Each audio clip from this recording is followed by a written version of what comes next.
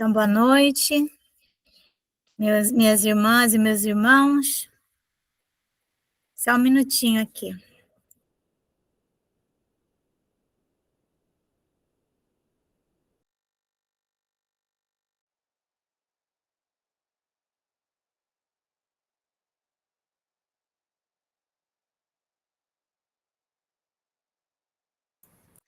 Então,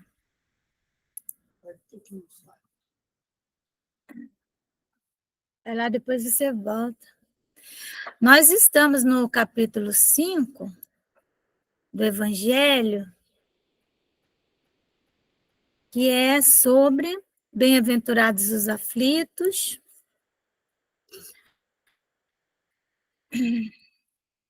Será que eu coloco na tela? Acho que eu vou colocar na tela. Peraí, deixa eu abrir uma janela aqui. Vai que funciona.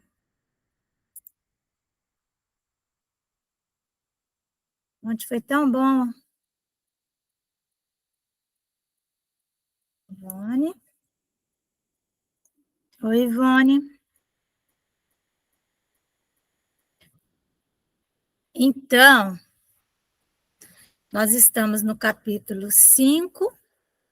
Deixa eu ver se tá aparecendo, sim. Bem-aventurados aflitos. Boa noite, Ivone. Aí nós vimos ontem até o item 8. E do título, Causas anteriores das aflições. Daí nós vimos o item 6, o item 7 e o 8, que são o nosso sofrimento que deriva das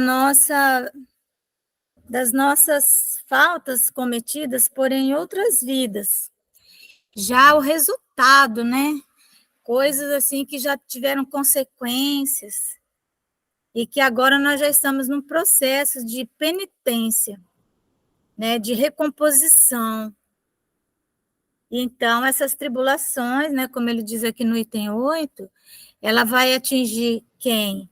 Os espíritos endurecidos no mal, né? Aqueles que fazem o mal porque gostam, sentem prazer.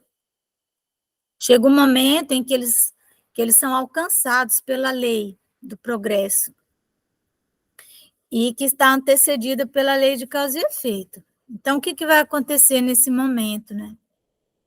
Eles vão começar a sofrer tribulações. Aquilo que eles faziam no mal e que dava sempre tudo certo, começa a dar tudo errado. E então eles começam a ser colocados em situações que vão fazê-los olhar para os seus crimes. E então, em algum momento, eles vão ter que ter consciência do que fizeram, né? É interessante, tem o livro Libertação, do André Luiz, que ele se passa na região das trevas. Nas trevas estão os espíritos endurecidos, aqueles que se comprazem no mal, que sentem prazer, eu não vou dizer que são felizes por fazer o mal, porque isso não é felicidade, mas eles sentem prazer. E tem um líder ali das trevas, que ele obsedia uma jovem, né, uma jovem senhora, e ele, então, é Gregório, o nome dele, Gregório. Tem até uma... assim, o Gregório, ele faz em algum momento lá, ele faz uma espécie de um discurso. Uma vez eu peguei esse discurso do Gregório, eles são altamente inteligentes, e eu li o discurso, né, num grupo de estudos, e as pessoas começaram a comentar aquela fala como se fosse de um espírito superior. E depois eu falei, vocês sabem quem foi que falou tudo isso aqui? Foi um espírito renitente no mal. Então, para ver como eles têm poder de persuasão, né? Eles usam palavras, conhecem todo o mecanismo do bem, não fazem o bem porque não querem, têm argumentos, muito mais do que nós, e é por isso que eles têm facilidade para criar as dissensões nos grupos, porque eles vêm com uma fala que convence, né? Então, o item 9, ele diz assim, ó, não há crer, no entanto, que todo sofrimento suportado neste mundo denote a existência de uma determinada falta. Veja, ontem nós falamos sobre isso, né? Sobre o fato de que não é todo mundo que está sofrendo que você pode pegar aquela ocorrência e você vai encontrar uma correspondência daquele sofrimento. Pode ser um sofrimento em que a pessoa está desempenhando uma tarefa muito próxima de uma tarefa missionária. Ela está vamos dizer assim, no meio familiar, às vezes, no qual ela não precisaria mais estar, mas ela está. Então, ela sofre as injunções daquele meio, ela sofre a dureza dos corações daquelas pessoas, e então ela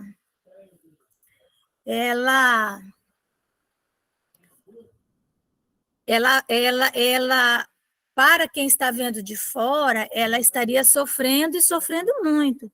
Só um minutinho, peraí.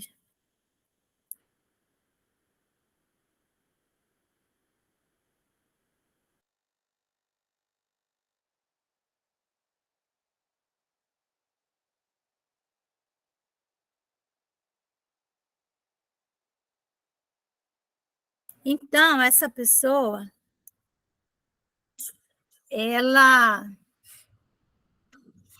quem está de fora fala, mas o que essa pessoa fez para sofrer tanto assim, né? E aí vem um espírita desavisado, fala, não, ela está assim, ela tem filhos ingratos, porque ela foi uma filha ingrata em outra encarnação. Mas não é assim.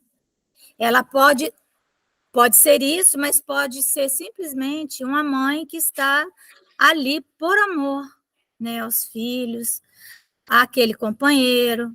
Como nós vemos o caso de Dona Laura, no livro Nosso Lar, que ela reencarna na companhia daquele que tinha sido esposo dela, que ela amava, e ele tinha se envolvido com umas mulheres muito difíceis, e eles continuavam, né? Quem lê o livro, lembra? Continuavam num processo de simbiose nas regiões do umbral ali. E ela, então, ela esclarece ao André Luiz que ela já programou uma encarnação, uma reencarnação, em que ela vai ser esposa dele novamente, e aquelas duas jovens com as quais ela não tinha vínculo, nenhum tipo de débito com aquelas jovens, era o contrário, né? Ela tinha sido vítima. E ela iria acolhê-las como irmãs. E aí o André Luiz ainda faz aqueles questionamentos, né? Por que ela ia fazer isso e tal. Então, evidente que vai ser uma família onde haverá muitos conflitos. É o pai com aquele complexo de Édipo para com a filha, né? A filha com o complexo de Eletra para com o pai. Quando as filhas chegam na idade ali de encontrar os seus companheiros, o pai tem dificuldade de se desconectar, né? E era uma pessoa ainda muito difícil. Seria um casamento de grandes provas, e ela não precisava passar. Quem olhasse de fora faz logo julgamento. Então, mas para que aquilo ia servir? Então, não ia servir para nada? Claro que ia, porque olha aqui, ele diz assim, ó, muitas vezes são simples provas buscadas pelo espírito para concluir a sua depuração e ativar o seu progresso. Então, ao se submeter àquelas circunstâncias que são penosas,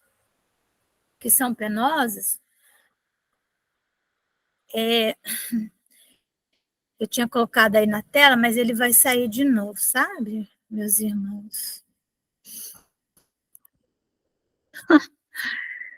Por isso que eu desisti, sabe, de colocá-las. Agora vou ter que baixar de novo,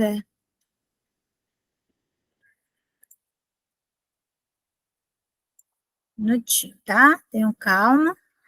Tudo é possível aquele que crê. Aquele...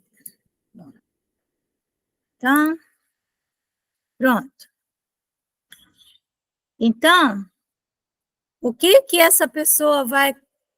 Ela não é uma alma já depurada totalmente, então essas situações pelas quais ela passa, essas tribulações, e que ela não tem, que não está reparando nada, elas ajudam na depuração do espírito, né? E ativam o progresso do espírito, quer dizer, ele anda mais rápido, né? Dá uma atividade para esse progresso.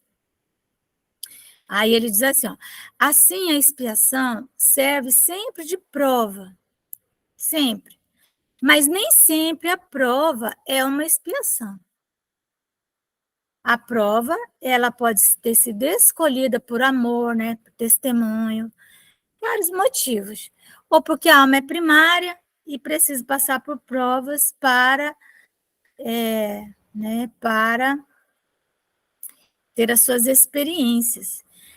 Mas, ontem nós estávamos falando, né, dos itens anteriores, nós vivemos no mundo de provas e expiações. Então, ele continua dizendo aqui, ó, provas e expiações, todavia, são sempre sinais de relativa inferioridade, porquanto o que é perfeito não precisa ser provado.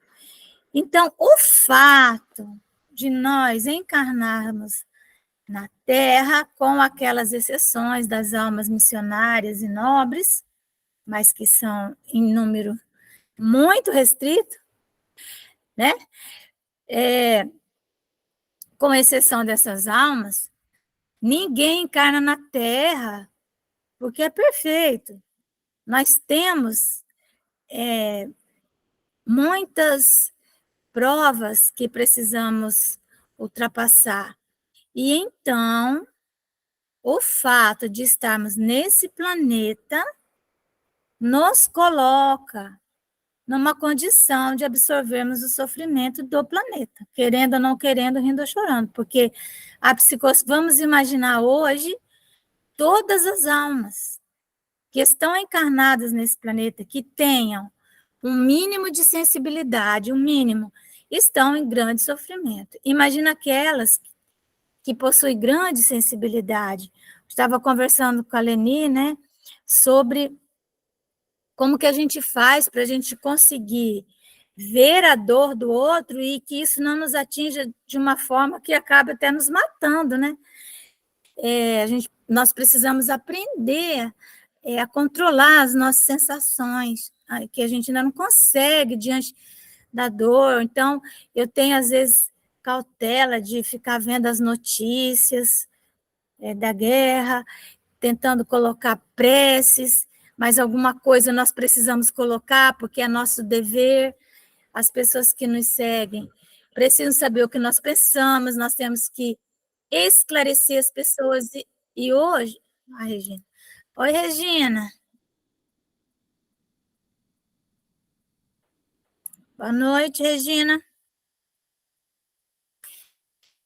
Espero que ela tenha conseguido entrar. Entrou. Oi, Regina. Boa noite. Então,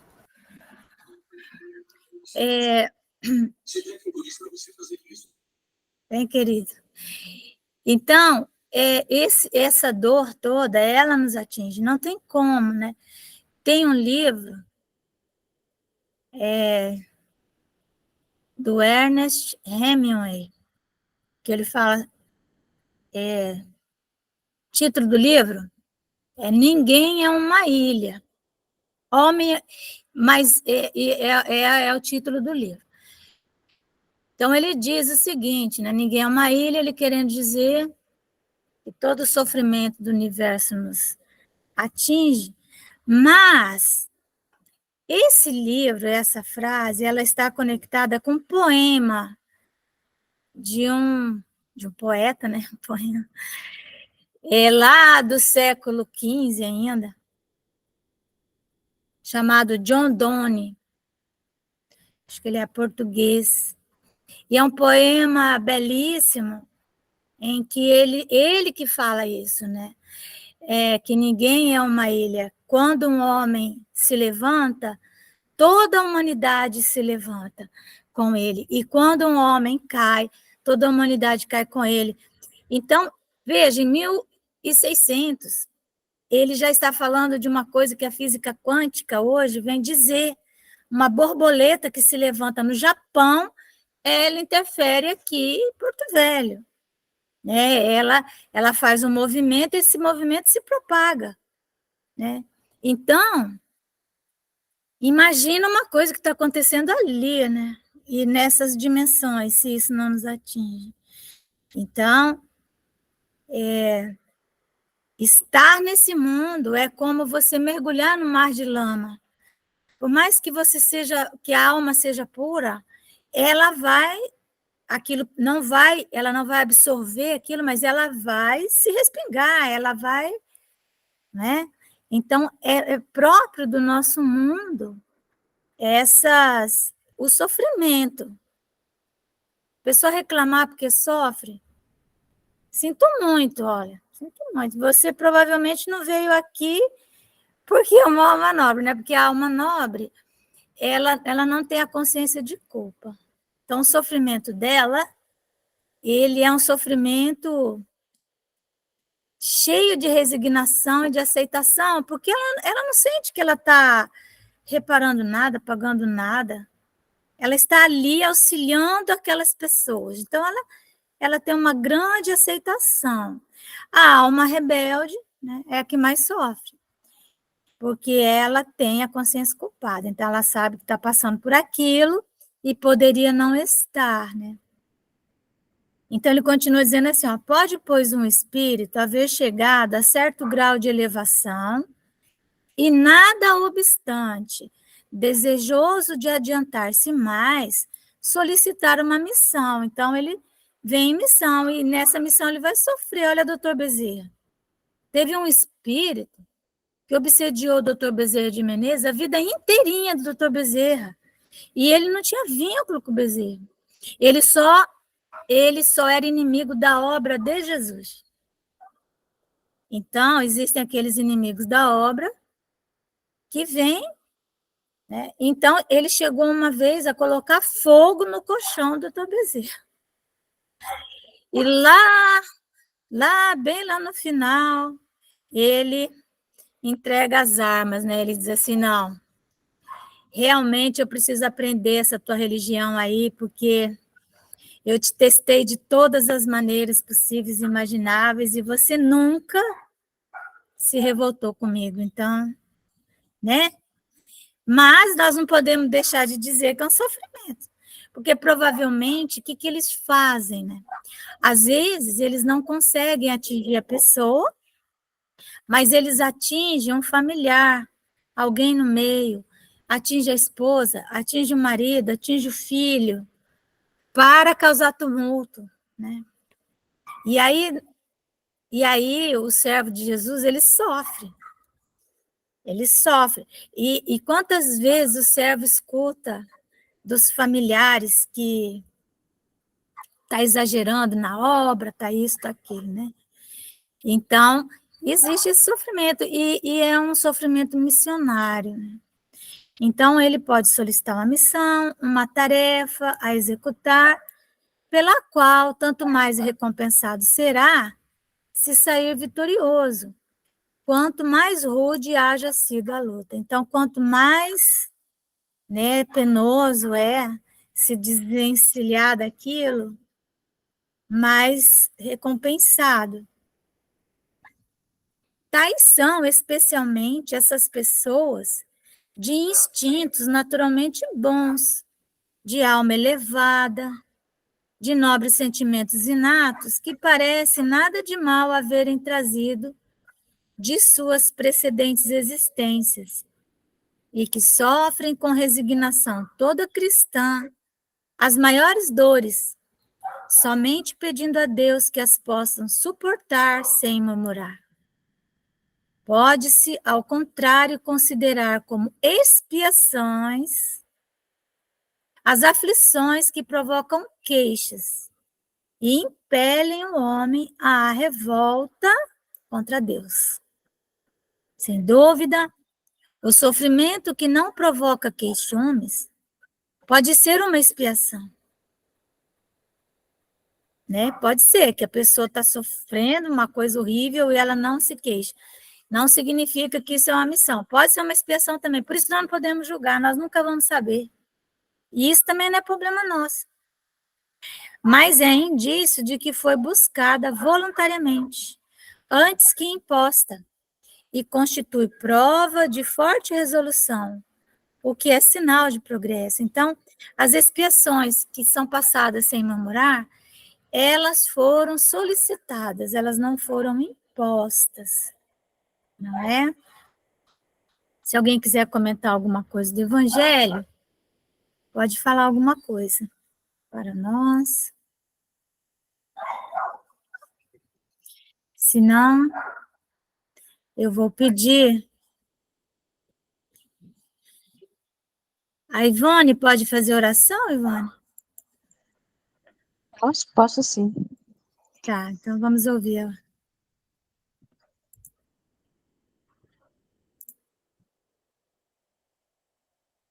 Querido e meio Mestre Jesus,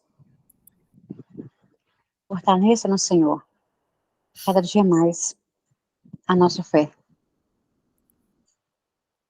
Senhor, coloque em nós a aceitação do desencarne coletivo e que nós não precisamos, Senhor, aceitar os desígnios de um tirano. Que esse tirano, Senhor, só o Senhor tocará no coração dele. Olhai, Senhor, pelo nosso planeta, por Israel, por todo mundo e pelo nosso Brasil. Acolha, Senhor, os brasileiros, como o Senhor tem acolhido sempre, uma pátria do Evangelho. Fortaleça, Senhor Jesus, a minha fé, que eu não fraqueje de nenhum obstáculo, e que esse obstáculo, Senhor, para mim, para todos os outros, seja prova de condição de equilíbrio e uma prova que tenhamos que passar de uma outra vida. Senhor Jesus, cuida do meu pai. Momento de luta, ele está sofrendo, todos nós estamos.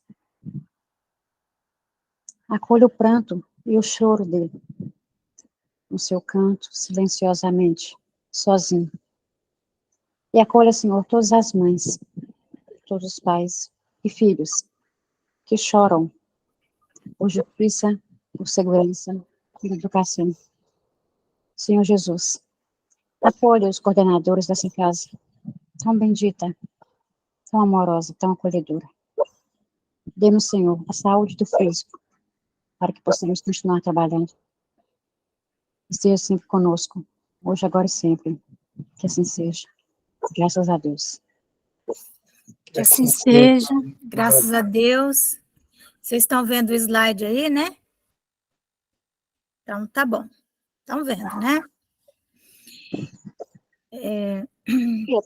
Tá caindo, né, Márcia? Não fica? Hã? Ele vai ficar? O slide aqui? Não, mas esse aqui, como ele é no PowerPoint, ele fica. O outro é porque é no PDF. Eu vou ter que começar a transformar os textos do PDF, mas é porque esse aqui já é PowerPoint. Esse aqui ele não cai. Você não vai cair. Tá bom. Mas ele está aí, né, para vocês verem. Tá sim.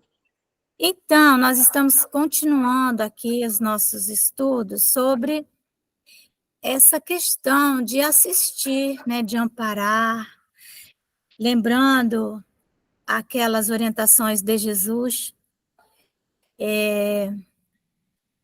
a respeito de que tudo que se fizer em benefício daqueles que são os fracos, né, e os sofredores, a ele, Jesus, estamos fazendo. Então, tem um texto também no Evangelho, o Espírito de Verdade, que fala exatamente isso, né? Que os que carregam seus fardos e assistem os seus irmãos são bem-amados meus. Os fracos e os sofredores são os meus filhos prediletos. São os filhos do Calvário de Jesus. Então, os fracos e os sofredores. Quem são esses, né? Os fracos e os sofredores. Os fracos, pelo próprio nome que está dizendo, são os vulneráveis. Todos aqueles que, por uma condição de ambiente, uma condição física, uma condição econômica, né? Eles não têm condições de suprir as necessidades fisiológicas, necessidade de segurança, de saúde, né? Então, essas pessoas, elas, por essas razões que estão em torno dela, que independem dela, são os fracos. Quem são aqueles que estão nessa categoria de fracos, que nós podemos colocar ali, já olhando a própria legislação já observou que esse aqui é um fraco. Quem é o fraco, né? O vulnerável. Então, é a criança, o adolescente, independente da sua condição financeira. Eles são vulneráveis, eles são os fracos que Jesus fala por causa da sua condição física, né? São seres humanos ainda em processo, né? Então, as crianças, os adolescentes, os jovens, os idosos, as gestantes, as mulheres em situação de violência doméstica, são alguns dos fracos. Lembrando que tem uma categoria a mais de fraco que surgiu depois da Revolução Industrial, que são pessoas que elas não são doentes, elas estão numa idade ativa, elas trabalham, mas o fruto do seu trabalho não é suficiente para proverem todas as suas necessidades. São os trabalhadores pobres. Então, eles se encaixam na categoria de fracos. E quem são os sofredores que Jesus fala? Porque, afinal, esses fracos sofrem também. Mas eles sofrem circunstancialmente, em razão da sua condição. Os sofredores, eles sofrem de uma doença que é invisível, que são aqueles que têm as dores da alma, que são os loucos, né, do tempo de Jesus, né, os que enlouqueciam, os loucos de todo gênero, e que hoje estão ali catalogados pela ciência médica, né, as pessoas vítimas de depressão, né, de doenças mentais, mas principalmente a depressão, porque a depressão gera uma dor imensa, e é uma dor invisível, ninguém enxerga. Então, esses são aqueles para os quais nós temos que voltar os nossos olhos. Na casa espírita, nós vamos encontrar esses sofredores entre qualquer classe social, né? Os depressivos. E hoje é quase uma epidemia, né, de depressão, né, nas suas mais variadas formas. Nas suas mais variadas formas. Então, esses que estão nessa situação, sofredores, eles merecem o olhar, sim, daqueles que estão ali, a atenção, a percepção, porque há neles uma tendência de reduzir, de tentar matar a própria dor, né? E como nós estamos no momento de recrudescência dos suicídios, está aumentando, então, todo cuidado, porque às vezes a pessoa tem uma condição social, parece que tem um casamento que está bem, parece que está tudo certo, e às vezes é um companheiro espírita que está do nosso lado, e nós não temos o olhar, né, para ele. Então, são essas aquelas categorias que a área do amparo do centro espírita, do serviço socioassistencial, vai olhar, né? E como que isso foi feito ao longo do tempo? Então, nós vimos na nossa última conversa esses 3 modelos aí, né? Esse atendimento foi feito em níveis mais singelos, foi se tornando mais elaborado, porque também a sociedade foi se tornando mais complexa, até chegar hoje nesse patamar em que o nosso ordenamento jurídico reconhece todas essas vulnerabilidades, reconhece essas doenças, e então, pelo menos, isso fica visível, né? Mais visível, e existe no Estado recursos que nós precisamos aprender onde eles estão, localizar, para auxiliar as pessoas a acessarem esses recursos. Centro Espírita e os espíritas, nós precisamos aprender a fazer encaminhamentos, conhecer a rede socioassistencial do bairro, do território onde nós estamos. Eu digo que o trabalhador espírita, né, esse visitador, né, esse franciscano, deve andar sempre com aquelas bolsas assim, né, que eu acho tão interessante, né, que fica assim de lado, aquelas pastas assim do lado, feita com caderno, com endereço, com coisa, e saber para qual hospedaria ele vai mandar aquela pessoa, tem que ter contato, tem que ser alguém que conheça as pessoas, porque nós não podemos esquecer que esse trabalho é feito em rede, não adianta nós queremos resolver o problema de todos, que nós não vamos conseguir, mas nós podemos sim, quando nós vamos aprofundando o conhecimento da rede socioassistencial, nós vamos ajudando as pessoas a exigirem os seus direitos, né? Vamos lá defender os seus direitos, faz encaminhamento, manda alguém, se a gente não pode ir, alguém do grupo que possa acompanhar, e assim vai, né? Então, daí, na casa espírita, aí falando da instituição, ela tem sim que ter esse departamento, né? Que é o Departamento de Assistência e Promoção Social Espírita, da Casa Espírita, e é um departamento que ele tem que estar estruturado, ele tem que ter uma estrutura, uma organização, porque ele vai tratar com essa rede socioassistencial que, graças a Deus, ela existe.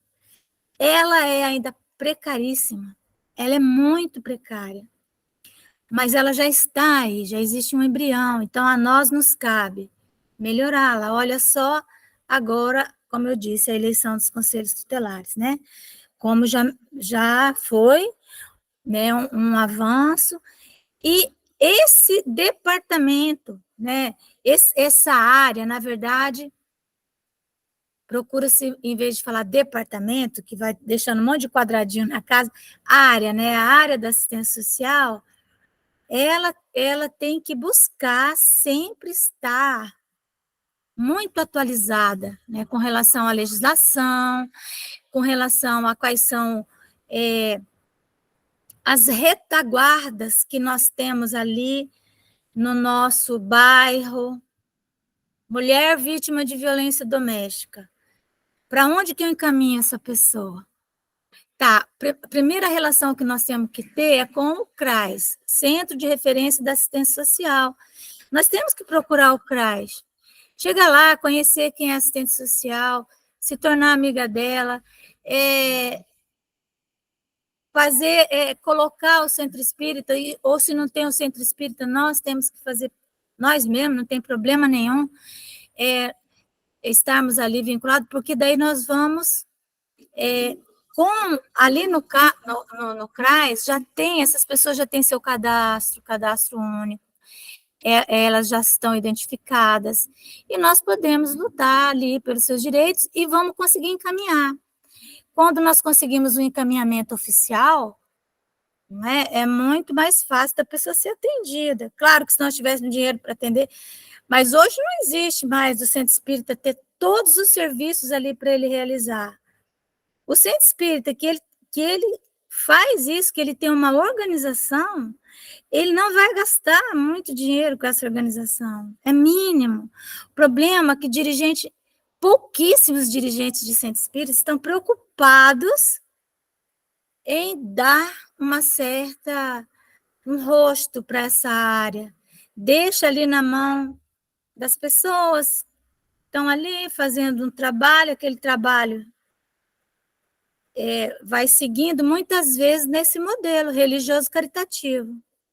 Ou seja, é um trabalho? Mas ele está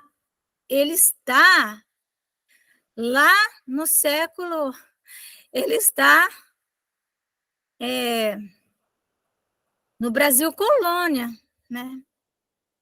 Está lá, porque é aquela coisa só ali, né, de você ficar na relação muito de esmola mesmo, né? Pura e simplesmente, não é?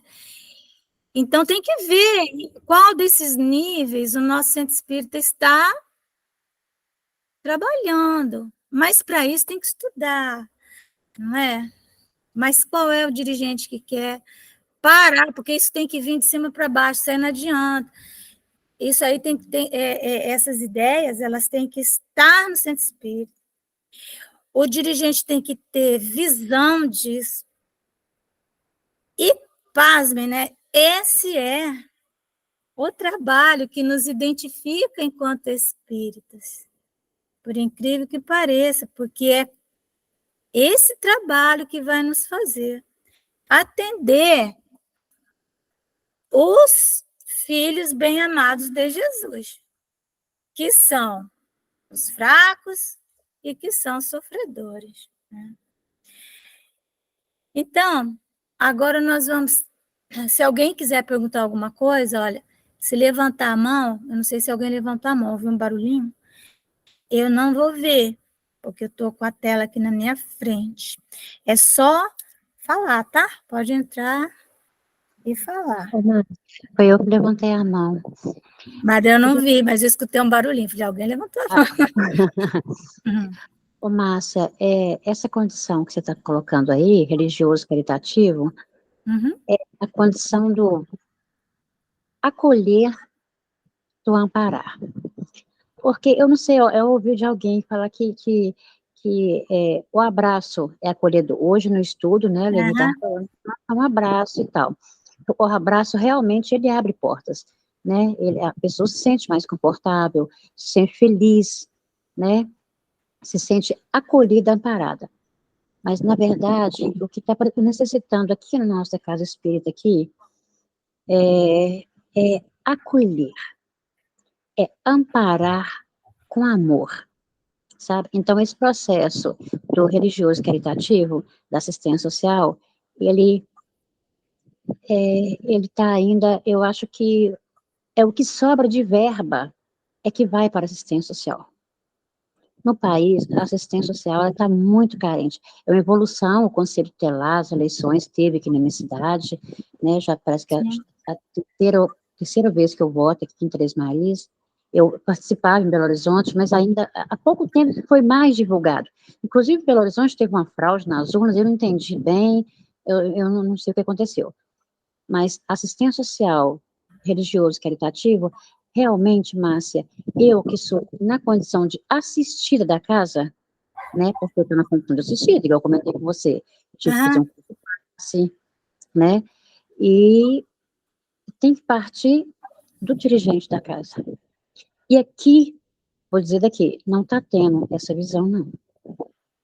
Não, Então, infelizmente. e você veja que essa dimensão, porque são 3 dimensões aí da assistência, né? É, Essa sim. dimensão do religioso caritativo é a primeira dimensão, né? Aquela que acontecia no Brasil colônia. Dom João VI, lá, a Santa Casa de Misericórdia, lá atrás, ó, 1726, que começou a se olhar, né, fazendo uma assistência à infância, não é? Então, o que acontece? O que tá faltando no centro espírita é a compreensão da importância desse trabalho, né? Desse trabalho da assistência que ele está acolher, proteger, educar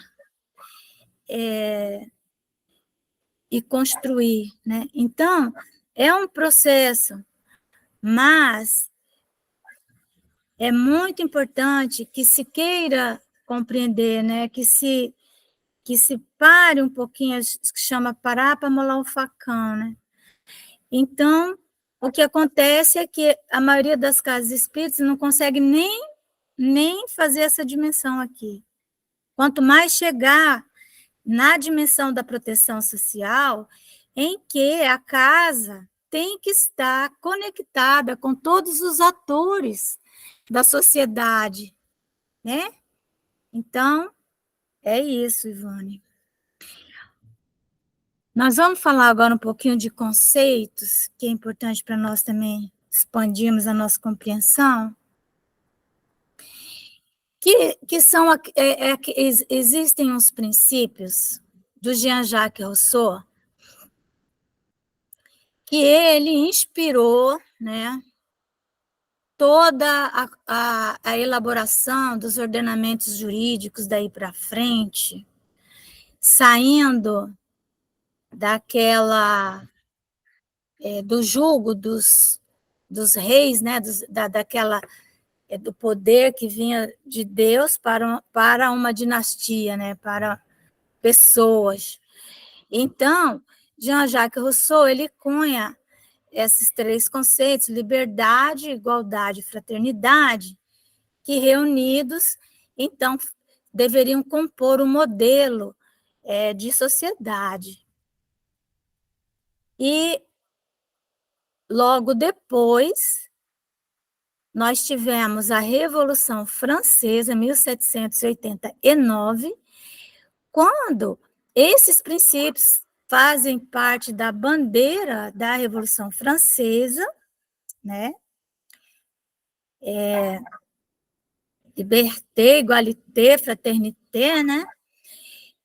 E então se declaram os direitos dos cidadãos, que até então não existia cidadão, existiam os servos do rei, todo mundo existia para servir ao rei. Então, pensa-se no modelo de Estado, e onde esses princípios deveriam nortear a ação dos dirigentes. E isso não aconteceu, porque uma coisa é você ter o conceito intelectual de alguma coisa, né, de algum princípio de filosofia. Outra coisa é você ter a compreensão disso, ter a consciência de o que aquilo significa e viver dessa maneira. Então, a sociedade, desde a Revolução Francesa, que tenta encontrar os caminhos para realizar esses valores, liberdade, igualdade e fraternidade. Então, foram se as nações elas foram construindo os seus ordenamentos jurídicos, pegando os conceitos como fundamentos das suas leis, né? E esses 3 princípios eles vão aparecer em todas as constituições dos países civilizados desde então. Então, liberdade, igualdade, fraternidade, elas sempre estarão aparecendo. Então, nós vamos dentro do universo do mundo jurídico, que é um mundo que regula as nossas relações sociais. Vocês se lembram que nós falamos da força das coisas, que está no Livro dos Espíritos, né? Que a própria lei do progresso é a força das coisas. Então, esses conceitos que nós vamos encontrá-los lá nas leis morais, no Livro dos Espíritos, porque Allan Kardec pega todo o conceito de Jean-Jacques Rousseau, né, submete aos espíritos e descobre que é isso mesmo. Né? Então, nós temos lá a lei de liberdade, né? Está lá. Lei de igualdade, está lá. Então, liberdade no mundo jurídico, por quê? Porque são forças sociais, certo?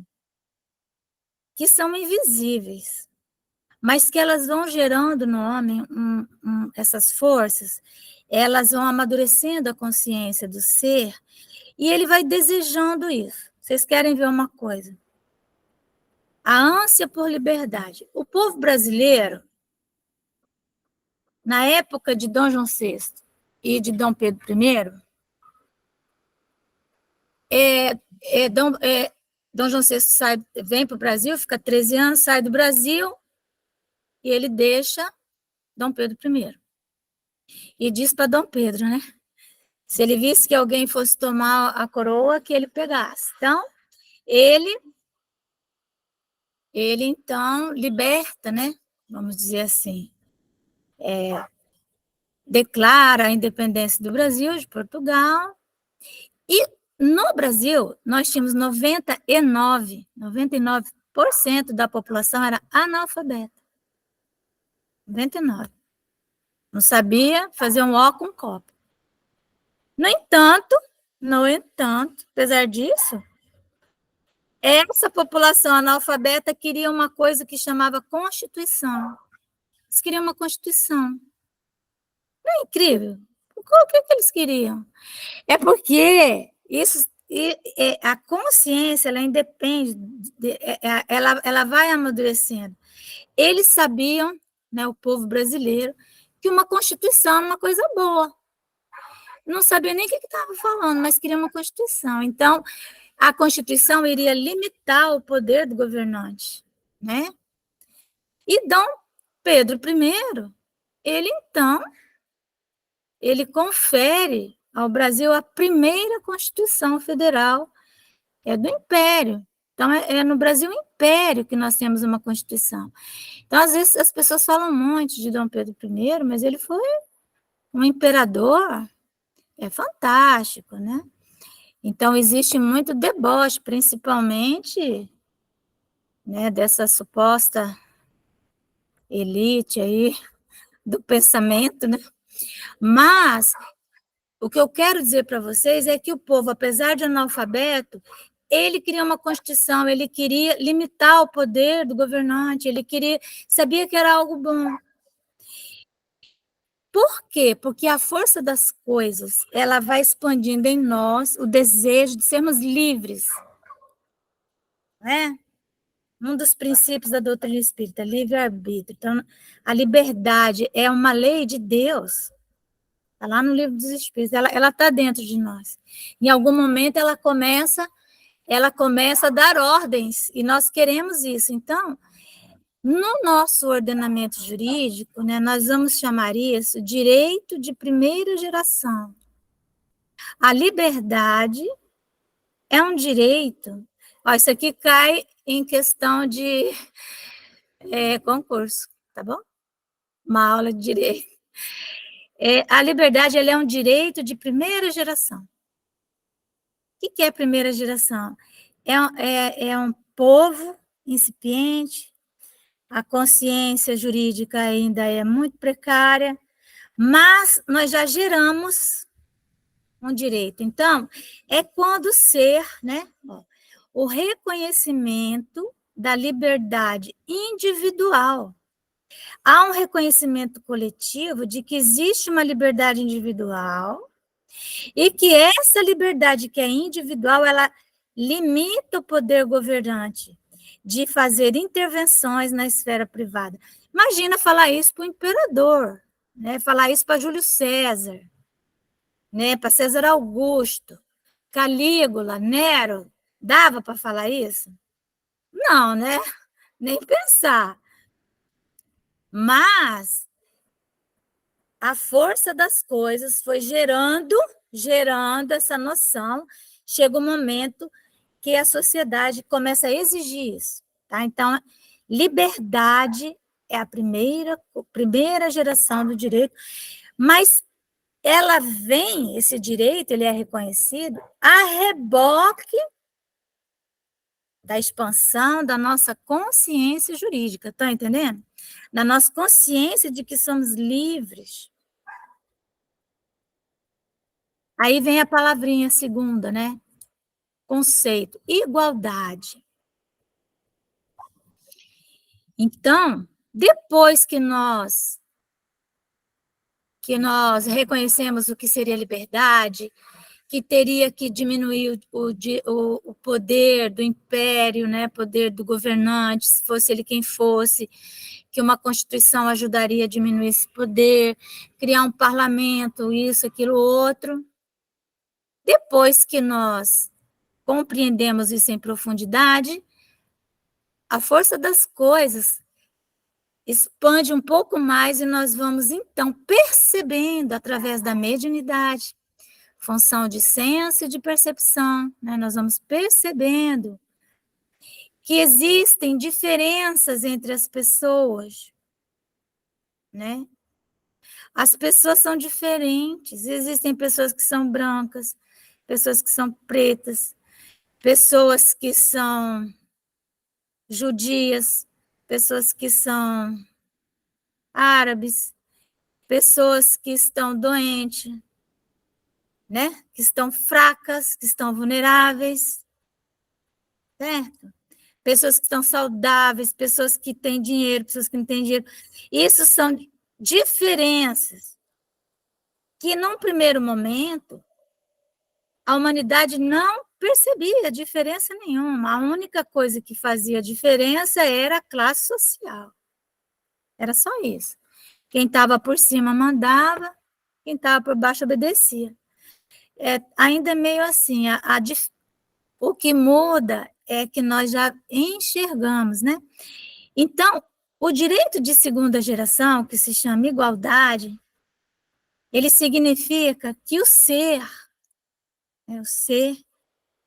ele já consegue o reconhecimento das diferenças entre as pessoas, que uma mulher grávida não pode ficar na fila, né, em detrimento de uma que não está grávida, que um idoso tem que ter um tratamento, né, diferenciado, mas que nós temos uma origem comum.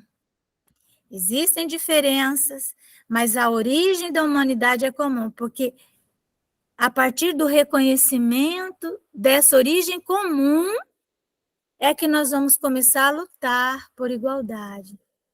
Então, as desigualdades, elas devem ser combatidas. E as diferenças devem ser respeitadas. Não existe igualdade sem o reconhecimento e o respeito das diferenças. Quando você diz que trata todo mundo igual, você está sendo... você não está gerando igualdade, está gerando desigualdade. Porque as pessoas são diferentes. É igual filho. Cada filho, um método. Eu tenho 11 filhos, 11 métodos. Aí eles vêm reclamar. Para fulaninho, a senhora não faz isso. Você, pois é, mas é porque ele é outro, né? Então, você vai, não tem dois iguais, né? Então, isso que significa igualdade. Então, o conceito de igualdade, ele é também é uma evolução do ser. Tem pessoas que têm essa noção de igualdade mais clara, outras não. Tem pessoas que acham mesmo que tem seres de sangue azul, né? E que, por alguma orientação divina, eles são diferentes. Nós vemos na Inglaterra, né? E nos países onde ainda existem monarquias. Certo? Então, é isso que significa igualdade. No mundo jurídico, já é uma segunda geração, quer dizer, já é mais um degrau que nós avançamos. E o direito de terceira geração, porque no mundo jurídico está escrito assim, ó, não está escrito direito de primeira geração, direito de segunda geração, direito de terceira geração. E nós estamos fazendo essa conexão. A fraternidade, ela é um direito de terceira geração. Porque a fraternidade, ela é uma atitude. Então, é quando a alma amadurece o suficiente para reconhecer que as atitudes dela, né, são um valor nas suas relações e na convivência. Quando nós falamos de atitude, nós estamos sempre falando de algo positivo. A atitude é um valor que nós realizamos. E nós, quando realizamos a atitude, nós estamos sendo fraternos. O valor de atitude, ele está nas relações. E só é possível relação na convivência. Tudo isso são palavras-chave que estão nesse universo do servir. Então, a convivência... Então, veja bem, ó. Lá no final tem a convivência. Então, a convivência é algo que precisa ser construído. Você não vai convivendo com uma pessoa assim, né? A construção da convivência, ela requer um espaço, que é um espaço de convivência. Ela requer um tempo. Nós precisamos elaborar, nos meios onde nós estamos fazendo as nossas intervenções, os espaços para conviver. O centro espírita precisa estar atento, ele tem que criar mesmo esses espaços onde seja possível realizar esse valor de atitude. Por essa razão, Kardec coloca, ao invés dele colocar liberdade, igualdade, fraternidade, ele coloca liberdade, fraternidade e igualdade, porque ele diz que sem realizar esse valor de atitude, não é possível que exista igualdade, porque como é que eu vou, por exemplo, estou na fila de um banco, eu reconheço uma pessoa que talvez ela não seja idosa nem nada, mas eu percebo que ela não está bem, que ela está passando meio que mal. A maioria das pessoas fica indiferente para não dar o lugar na fila. A pessoa que vai enxergar isso e vai dar o lugar dela na fila para que ocorra a igualdade, ela só vai fazer isso se ela tiver alcançado o nível da fraternidade, porque aí ela vai ter que ter uma atitude naquele momento. A atitude da defesa do fraco, de tomar ali as rédeas, não é? De dizer, não, agora vocês não vão fazer isso com essa pessoa. Isso é atitude, valor de atitude. E o valor de atitude, ele é definidor para que a igualdade aconteça. Então, a fraternidade está no meio. Então, a liberdade está aqui. No meio, a minha capacidade de realizar esses valores, de ter as atitudes corretas, de saber fazer as escolhas adequadas, certo? Para que se faça a igualdade. Então, fora desse processo, pode-se mudar o sistema político, ideologias de direita, de esquerda, seja do que for. Sem fraternidade, nós não vamos conseguir a igualdade. E a liberdade ficará sempre aquela liberdade egoísta, porque vai ser uma liberdade para mim, para resolver os meus problemas, né? Não será a liberdade cristã, será a liberdade da política, vamos dizer assim, né? Então, nós vamos parando por aqui, certo? Porque nós chegamos aos nossos conceitos hoje. Alguém tem algo para perguntar? Algo a dizer? Vai ficar gravado, depois a gente pode rever. Vou parar a gravação agora.